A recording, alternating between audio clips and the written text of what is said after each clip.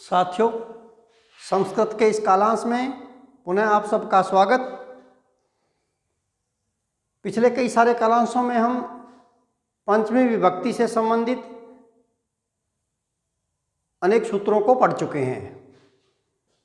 इस कालांश में भी मैं आपके साथ पंचमी विभक्ति से संबंधित एक संज्ञा सूत्र है, वार्णार्थानाम ईप्सितः है।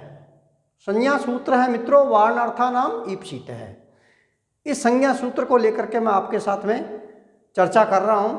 आइए देखते हैं वार्णार्थानाम ईप्सितः संज्ञा सूत्र क्या कहना चाहता है। देखिएगा, वार्णार्थानाम, वार्णार्थक, वारण करना, वारी धातु, रोकना अर्थ में है। वार्णार्थक अर्थात रोकना अर्थ वाली धातुओं के प्रयोग में ईप्सितः, ईप्सितः, ईप्सित मीन्स इष्ट या इच्छित या अभीष्ट पदार्थ की अपादान संज्ञा होती है। अर्थ पुनः सुनिएगा। अर्थ कहना चाहता है कि वार्णार्थक अर्थात रोकना अर्थ वाली, वारण अर्थ वाली धातुओं के प्रयोग में ईप्सित अर्थात अभीष्ट, इच्छित, इष्ट पदार्थ की अपादान संज्ञा होती है। सूत्र है वार्णार्थानाम ईप्सितः है। कतिपय उदाहरण दे रहा हूं, देखिएगा। प्रथम उदाहरण है, किसान जौ से गाय को हटाता है। किसान जौ से गाय को हटाता है। मैंने अनुवाद बनाया है, देखिएगा। कृषकः यवेभ्य गाम वारयति। क्या बना संस्कृत वाक्य? कृषकः यवेभ्य गाम वारयति। व्याख्या देखिएगा। इस वाक्य में वार्णार्थक वारी धातु का प्रयोग हुआ है। ये रहा, ठीक है मित्रों। वारी धातु लट लकार प्रथम पुरुष एक वचन वारयति, वारी धातु का प्रयोग हुआ है। यही यह सूत्र कहना चाहता है। वार्णार्थक अर्थात रोकना अर्थ वाली, हटाना अर्थ वाली धातुओं के प्रयोग में ईप्सित पदार्थ की अपादान संज्ञा होती है। देखिएगा, वारी धातु का यहां वाक्य में प्रयोग हुआ है। यहां जौ के खेत में प्रविष्ट हो रही गाय को रोका जा रहा है। क्या? यहां जौ के खेत में प्रविष्ट हो रही गाय को रोका जा रहा है। यहां जौ वारण क्रिया के कर्ता का इष्ट है, उसके लिए कर्ता के लिए इच्छित है। क्या है? जौ। वो चाहता है कि गायें किसी दूसरे की हैं और वो गायें मेरे जौ ना खा जाएं, मेरे खेत के जौ ना खा जाएं। अतः वार्णार्थक वारी धातु के प्रयोग में वारण कर्ता हटाने वाले व्यक्ति विशेष के इष्ट, अभीष्ट या इच्छित हैं, उसके लिए यव कि दूसरे की गायें मेरे वाले खेत के जौ न खा जाएं, ये है उसके लिए यव। कौन है वो? यव। तो ये है कर्ता के लिए अभीष्ट। अतः यव की वार्णार्थानाम ईप्सितः उक्त संज्ञा सूत्र से अपादान संज्ञा होती है और अपादाने पंचमी से इसमें यव में पंचमी विभक्ति लग गई। अब खेत में यव के बहुत सारे पौधे खड़े हुए हैं, तो यव जो शब्द है वो पंचमी विभक्ति का बहुवचन होगा। तो यव शब्द का पंचमी विभक्ति का बहुवचन होता है मित्रों यवेभ्य। क्या होता है? यवेभ्य। तो यवेभ्य पद, ये देखिए वाक्य में यहाँ यवेभ्य पद का प्रयोग हुआ है। यवेभ्य पद में पंचमी विभक्ति लगी हुई है। कौन सूत्र से? वार्णर्थानाम ईप्सिता सूत्र से। देखिएगा, यदि मैं कह दूं कि किसान खेत में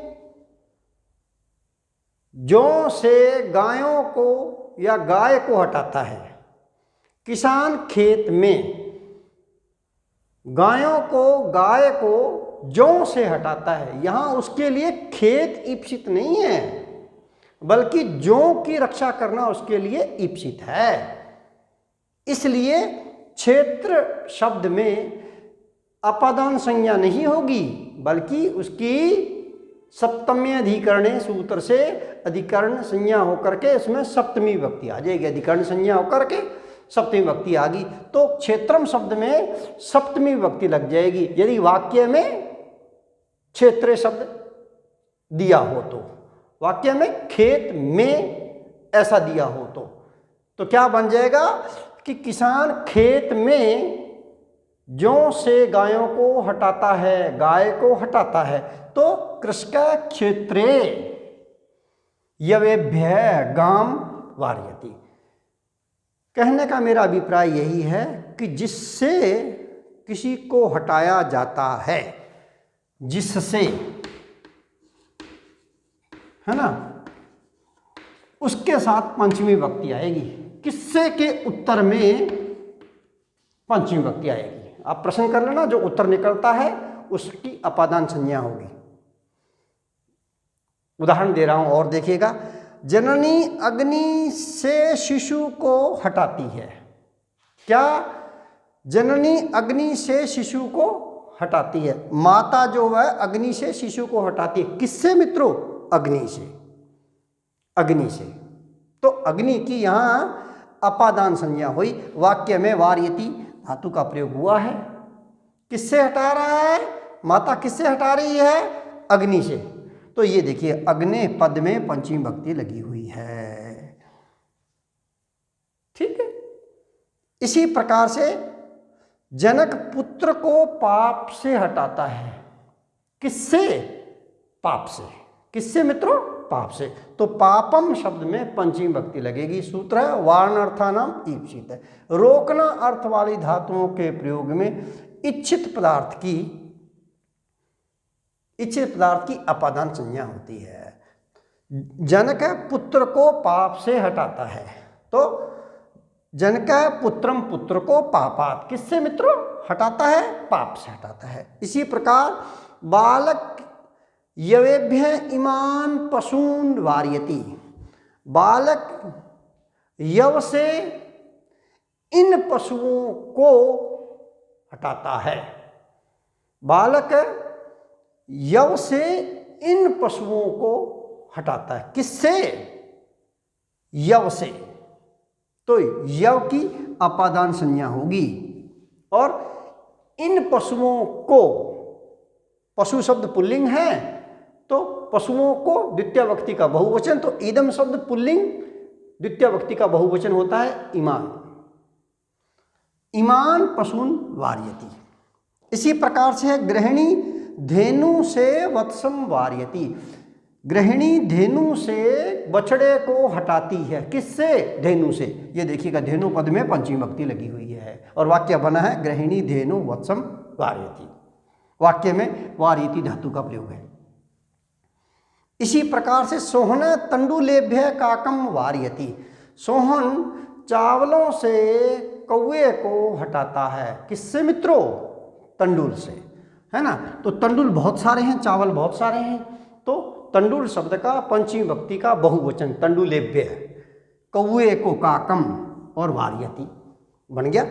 इसी प्रकार से जनक पुत्रम कुसंगात वार्यति। जनक है जो है वह पुत्र को कुसंगति से हटाता है। किससे? कुसंगति से। किससे मित्रों?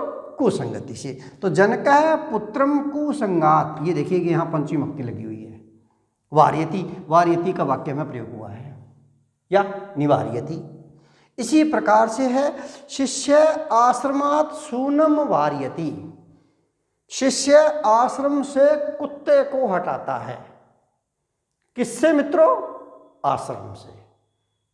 तो आश्रम की वार्णार्था नाम ईप्सिता सूत्र से आश्रम की अपादान संज्ञा हुई। वाक्य में चूंकि वारी धातु का प्रयोग हुआ है इसलिए इसकी अपादान संज्ञा होकर के अपादान पंचमी से आश्रमम जो पद है उसमें पंचमी भक्ति का एक वचन आ जाएगा। तो आश्रमात, ये देखिएगा आश्रमात पद में पंचमी भक्ति लगी हुई है और वाक्य बन गया शिष्य आश्रमात सूनम वार्यति। शिष्य आश्रम से कुत्ते को हटाता है।